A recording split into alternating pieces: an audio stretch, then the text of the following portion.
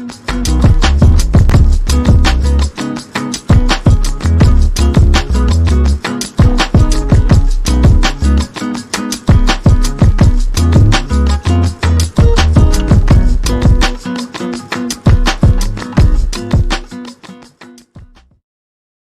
morning, good afternoon, and good evening, whenever you're listening to the Book Talkies podcast. Let me introduce you the book that we'll be talking about today. The book is called Beneath the Walnut and its Almond Chamber. And we are honored to welcome the author of this book, Hari Ram. Hari, welcome to the Book Talkies podcast. Thank you, Kaustubh. This is a unique name to a book, no? Why did you choose this name? How did you come across this name? The walnut is symbolic of the brain. Its shape, so that's an easy one. When I discovered some of the inner parts of the brain, which is primarily the hippocampus and the amygdala, they are housed within a larger area called the medial temporal lobe. And from a distance, the medial temporal lobe looks like an almond. It's like the shape of an almond.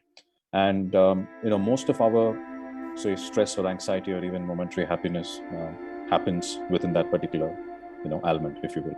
And then therefore, I chose that names. And the almond is synonymous of many other parts into it, thanks to our Cartesian model of evaluation. So we've broken the almond into, say, a few different parts. But what I endeavor to do in the book is to try and discover what happens within that chamber. So that's why the name Beneath the Walnut and its Almond Chamber. Nice. Could you tell something about yourself? Yeah, sure. I've been very interested in larger than life questions. Nothing worldly really interested me beyond a point. And it so happened that when my father had passed away when I was about 24, it left me in a zone of, I would say there were two choices. So one is to go to depression. I wonder, why he passed away and all that. The second obvious choice that I pursued was to actually realize that life is temporary. I'm also headed to the grave or the crematorium, whatever it may be. And what am I doing in the interim here? That led me to discover myself, and answer some of the questions in terms of, what is my relative position in this planet? What am I doing here as a human being? Or why should I even exist? Right. So there was no reason to why I should be existing or why I should have been staring at a tree that I was staring at that point. So there was no logical answers to such questions. So that led me to really understand how do I perceive the world? How do I emote? Why am I constantly in fear? Or, there are momentary bursts of happiness, but that happiness does not endure, and back into the fear cycle again. So these questions really interested me quite a bit, and I did go through a lot of books, but to no avail, because I truly believe that books can show you the path, but you got to walk the path. So there's no book that can actually help you walk the path.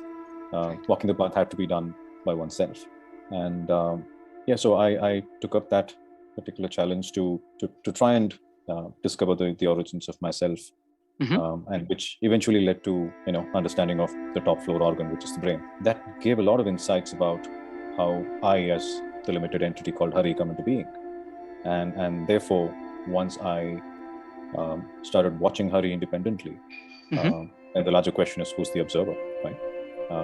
The observer is somebody different. So it helped me discover who I really am, and that's what I've tried to explain in the book. Fascinating. I want to take one point from what you mentioned, right?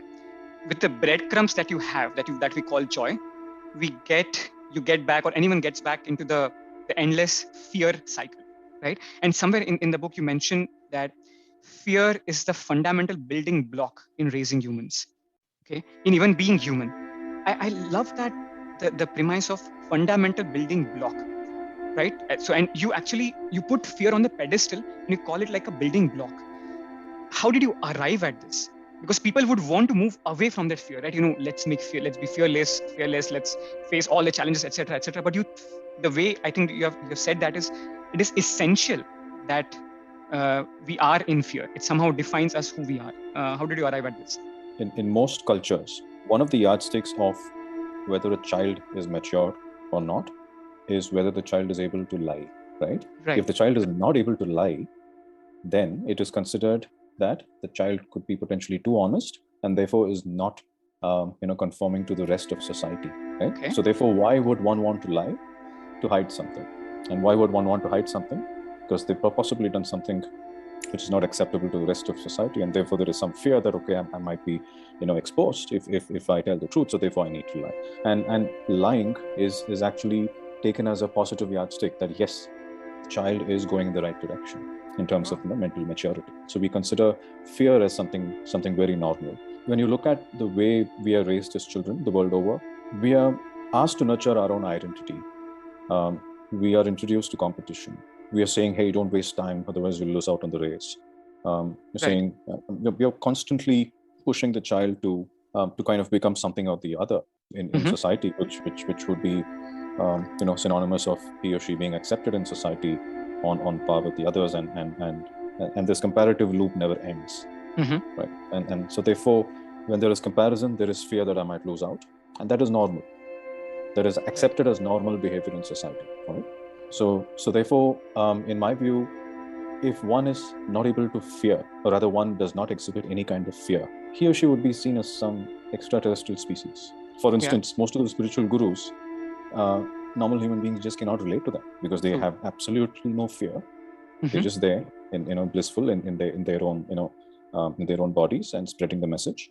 But for the normal human being who is used to that fear cycle, it's fundamental. I mean, what I discovered was that the way we go through our early age conditioning has accepted fear as a a necessary input into the way one is being conditioned or should live life. Even so, now the way you put it, I also have these my childhood memories, right? Where if my parents would tell me, Kaustubh, don't do this, or let's say don't stand here. I think my first thing I would do is go and stand there. Correct. It's like I'm kind of testing myself that okay, and trying to build that threshold of fear of the scolding I would get from my parents. But somehow it has also defined me, right?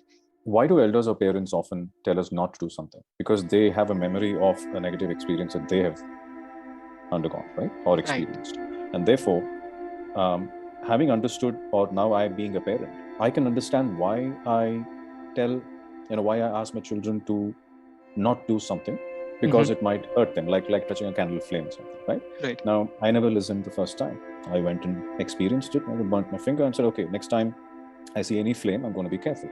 And my son did the same thing. My daughter did the same thing. So they underwent the same pattern.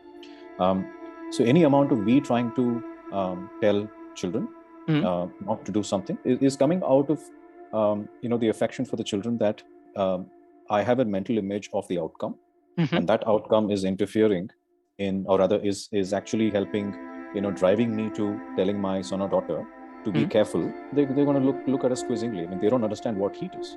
They need to touch fire to actually understand what heat is, right? And there is some a lot of research on how the infants' brains work, and it's very interesting to actually see that we've all seen kids throw things from a distance, right? Yeah. Whether it's whether it's cookery or any kind of toy, and sometimes they just get on our nerves. It's like, why are they throwing things all around? Another interesting perspective is they're trying to actually learn gravity. They tried it with a toy. The toy fell. The toy did not break. Now, they tried with a ceramic mug. The mug breaks. And they tried with a spoon. The spoon never breaks, right? All they are trying to do is trying to validate and understand what is what, right? So therefore, and sometimes whenever they throw a particular object, they look at their parents for appreciation. Because from the mind of the infant, they are telling us that, hey, I tried throwing this down too, and it worked. This also falls. So they're trying to, they're learning, and we don't often look at it as learning. We say, okay, this guys, these chaps are causing nuisance, and we need to restrict them. So that's how our parents or most elders are wired to go restrict kids from having their experience, having their true experience, if you will. When that happens constantly, the child also gets confused, and fear sets in quite early. That yes, last time I dropped a ceramic mug. Yes, it fell like the other spoon, but it broke, and I got a beating for it. And therefore, the memory of the beating is always sitting with me. And whenever I look at a ceramic mug, the memory of the beating also guided me, saying that, hey, you got to avoid the punishment, so therefore don't play with it. So fear limits, at one end, when there is, when we want to experience a lot of things, fear actually limits us limits us to actually go and experience those things. And what happens on the contrary is that my imagination develops, that how nice would it be if I had done that thing that I was not able to do because of social pressures. And that's when the imagined aspiration gets built within a child. It's basically the child's ego, or any human being's ego can be represented as what the person wanted to be or wanted to do in the past, and also what the person wants to be and wants to do in the future. So all combined into one big, I would say, ball of memory. So that would be the ego for you, and it starts developing, since one as a child. And because we are unaware that we are accumulating, right? So when we are self-talking, right, let's take a real life example. Let's say if you're looking for a change in your career, for instance, or a change in job, you would apply for the job and say that how nice it would be if I get the job. But your brain is jumping 3 steps and placing you in that job and telling you how nice it would be if you had that job. And all of a sudden, when you don't get that job, all those aspirational inputs have not come true. And therefore, the brain is using all those inputs to actually suggest that, the hell is broken loose. So therefore, you got to, it's a very stressful situation for you. But if I did not have those memories, if I did not make those memories, the event of not getting a job will be just another event. Right. I'll be able to handle it much more easily. It becomes a vicious loop. Correct. Right? So there is that arises out of fear, and then it gets kind of wired. I keep pedaling on it without even knowing that I'm accumulating. Constant feedback that you get since you're born until the time that you realize, and you actually the kind of questions that you ask yourself, right? What is your purpose? Why am I existing here? The constant feedback that you keep on getting, I think that's what you have termed in the book as self-talk, right?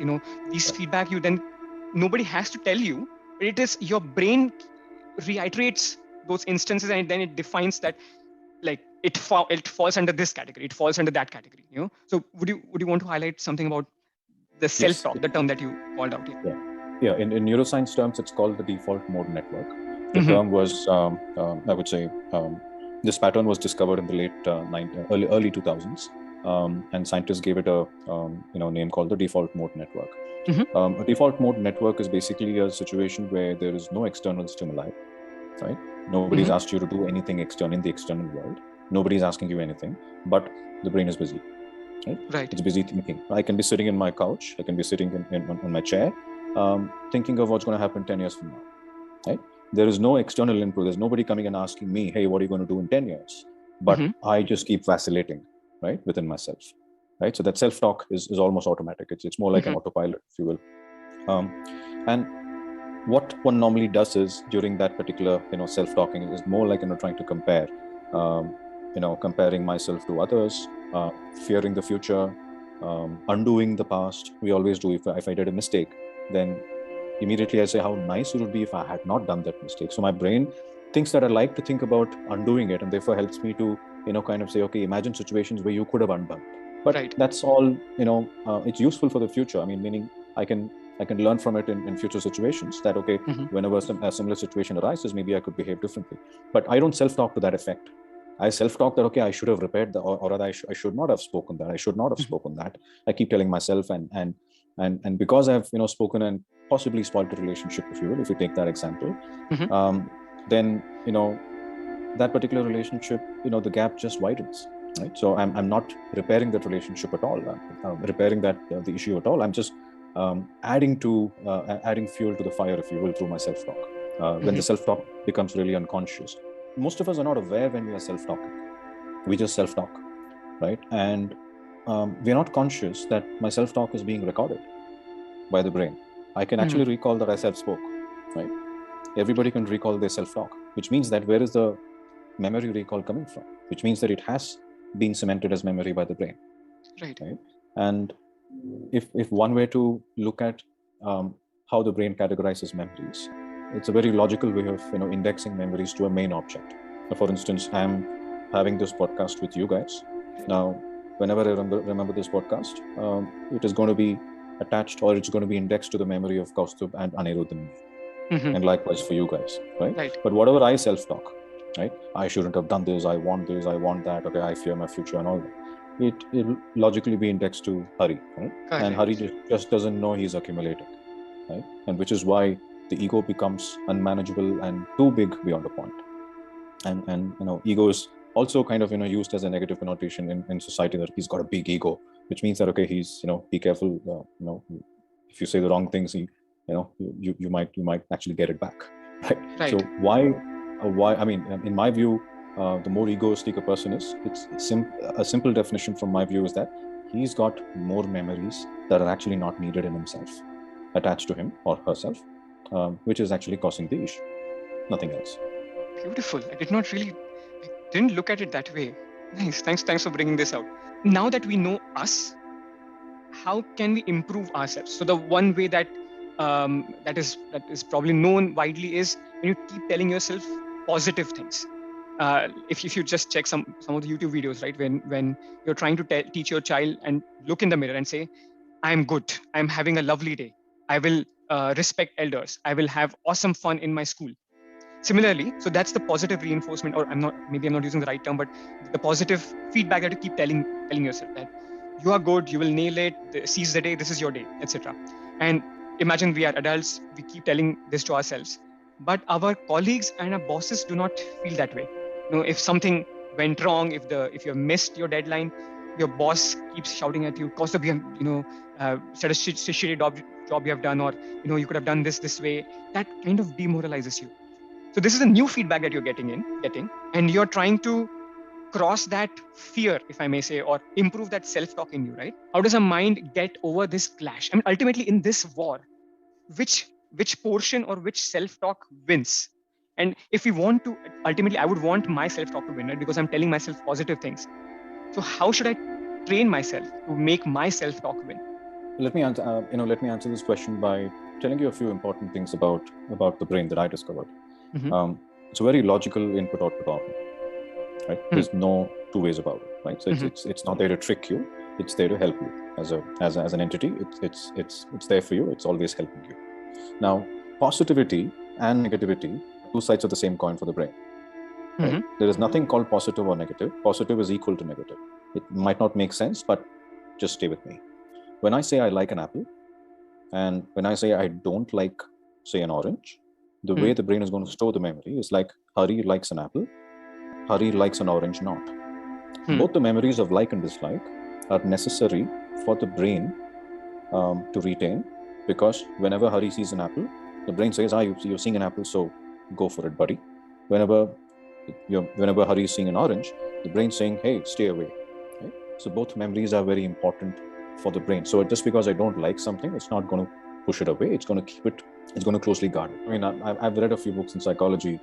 There are so many types of memories that as an earnest student of self-awareness, I got confused beyond a point. So I've based on my experience, there are simply 4 simple types of memories. One is internal, external. Internal to Hari, internal to you, Kaustubh, and external, which is anything in the outside world. The brain categorizes memories by usage into 2 major types, which is working memory, which is frequently used, and distributed memory, which is not frequently used. Yeah. You brought this in the book quite beautifully. Correct. Yes. Correct. Now, whenever I remember something, I constantly remember something. So the brain thinks that yes, this Hari is remembering it, and therefore it has to be. This memory is important for Hari. Even if I think about a negative thing or think about a positive thing, I'm remembering it. Right. The denominator in saying I am a failure, and the denominator in saying I'm going to be a successful person or I'm a successful person is the same, because it is remembrance of both the memories that counts. Right? And therefore, I'm remembering both the memories. Whether it's good or bad, it does not matter for the brain. As long as I'm remembering it, it's going to keep it in working memory. Not because I like or dislike. As we discussed that both like and dislike are the same. So when I keep self-speaking to myself that my day is going to be good, or I'm going to pull it off, and I'm going to be a star in the office, and all that stuff. The brain is firing memories, saying Hari wants to be a star, and a project or a deliverable goes south, and there comes some boss, in an angry mood. So what's actually happening there at that particular point is that the memory of Hari who wants to be a star is directly in conflict with the actual situation. So the brain pre-decides that there is danger because you are not what you thought you could be. That is a superstar or a star. Right? And that image is under conflict, and therefore the brain decides that there is a conflict and starts pumping in adrenaline into the body to act. And that often results in stress and anxiety. And if that memory wasn't there, I would have all the energy and intelligence to deal with the situation. But I eventually come back and deal with the situation after a lot of psychological vacillation. Right? It might take me about 15-20 minutes or sometimes even a couple of hours to kind of internally burst out and then okay, let me go and fix the deliverable, instead of going and fixing the deliverable right then and there. Right. There's a lot of inertia that kind of kicks in because of the self-image that I have bred. Right? Is the self-image important? Now, there are multiple different views for it. Right? If you think it's important, the brain's going to say yes, it's important for you. Right? Now, and it's going to retain it. Now, if you say it's not important, the brain would gradually consolidate it to distributed memory over a period of time, because you're not remembering it. You're not remembering that you want to be a successful person or a star. Now, what is success? Success is what you think you're successful, or success is action. It's physical action. Now, if I fix the deliverable without any psychological vacillation, would I call myself successful? Versus a couple of hours of psychological vacillation and then fixing the issue. Right? What would you look as efficiency? If one could realize what those self-image that we constantly keep nurturing are actually doing to us, then we will be conscious about what we tell ourselves. Right. Which is one of the statements in every religion. What you think you become, and whatever you tell yourself comes back to you. Right? Whatever you do comes back to you. This is how it comes back to you, because the brain's keeping track of all we want to become. And whenever the situation is challenging, whenever that particular image is threatened, the brain is just alerting that, oh my God, there's a problem. Is the brain at fault? No. The brain is just processing memories. Right? It will process any memory that we load. Right? It's doing its job impeccably well. Where is the problem? The problem is I haven't really understood who I am. But if I have the opportunity to really watch myself independently and then discover who the real person behind me is, then I can start making changes to my life. Then I can be, that is the true purpose of meditation, coming back to your other question. Right. Mind is such a powerful weapon and it actually defines you. It's emotionally connected to you, it's rationally connected to you. You feel from here as well. I think that is truly intriguing and fascinating once after I read your book, right? So this is what I would want to do. I would want to leave our audience with anxiety, success, fear are all the mind tricks, right? Technically, it is what you make out of it. It is how you train it. It is how you improve your fear. It is how you improve your self-talk, and ultimately build a strong memory. Is what this book tells you. I am fascinated after reading such a compact, powerful book. Thank you very much.